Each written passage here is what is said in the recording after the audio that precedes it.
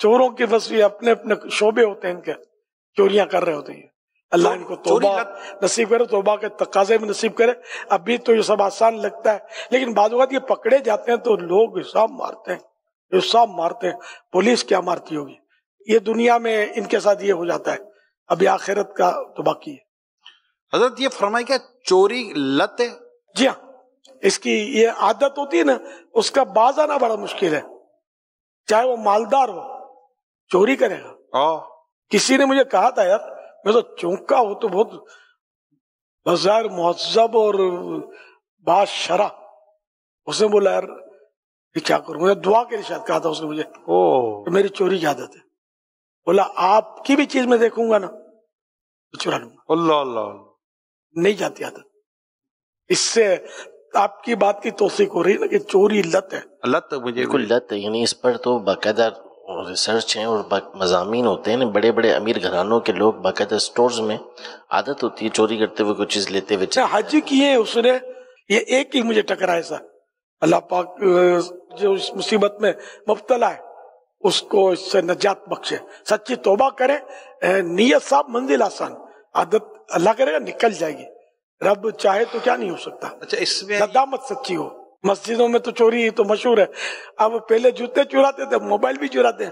یعنی اس کے تو کلپ بھی دیکھیں سوشل میڈیا پہ. مسجد اللہ کا گھر ہے، وہاں تو جو بھی چیزیں تبرک ہے، تو اس میں سے کوئی چوری کر لو تو یہ کہاں سے چلے گا. غلاف کعبہ ہے. غلاف کعبہ جو ہے یہ حج کے سیزن میں اگر کسی نے نوٹ کیا ہو تو یہ اس کو جو لپیٹ کے رسیوں سے اوپر کر دیتے ہیں، اس لیے کہ بعض نادان حاجی یا کئی نادان حاجی ترکیب سے وہ اس کا پیس کاٹ لیتے. اللہ اللہ اللہ، یہ سمجھتے ہیں تبرک لے رہے، یہ حرام کام کر رہے، گناہگار ہو رہے. تو پھر کچھ بھی نہیں بچے گا. اگر کوئی روکنے والا نہیں ہو تو سنہری جالیاں بھی تو لے جائیں گے تبرک. سبز گنبد شریف کو بھی اٹھا جائیں گے ان کا بس چلے تو. یہ سارے تبرک تو ٹھیک ہے، مگر یہ تبرک اپنی جگہ پر تشریف فرما ہے اور لوگ آ کر ان کی برکتیں لیتے ہیں، یہی صحیح ہے. اپنے گھروں پر ہر چیز تھوڑی ناک لے جانا جائز ہو جائے گا. بہت سارا سونا لگا ہوا ہوتا ہے مسجد نبوی شریف میں. بڑے بڑے وہ جھومر لگے ہوئے سونے کے، گولڈ کے. کوئی بولے گا میں لے جاؤں تو تھوڑی چلے گا. کعبہ شریف کا پرنالہ شریف جو میزاب رحمت سونے کا بنا ہوا ہے، یہ وہیں جچ رہا ہے نا. اگر نعوذ باللہ کوئی وہاں سے لے جائے کتنا مطلب یہ برا کام ہوگا اس کا.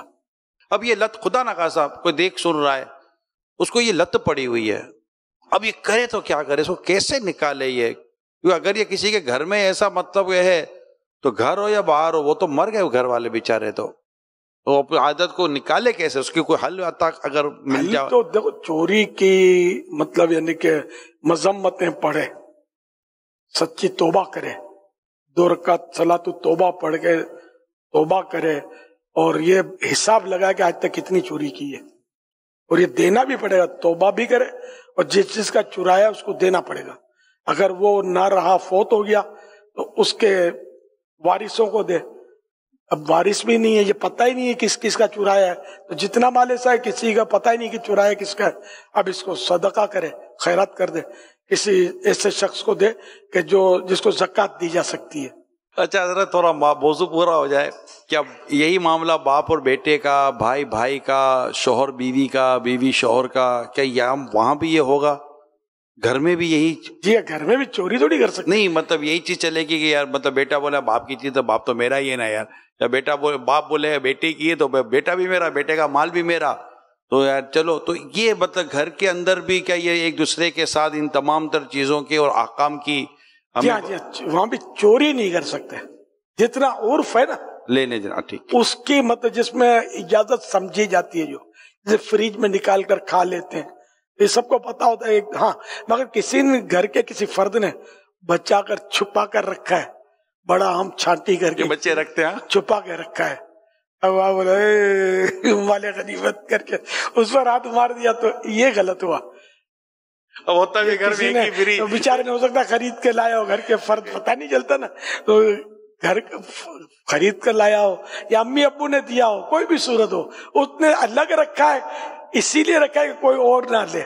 اب آپ نے لے لیا کہ یہ تو فریج میں رکھا ہوا ہے نا، تو فریج کی بھی ہر شے آپ کی تھوڑی ہے.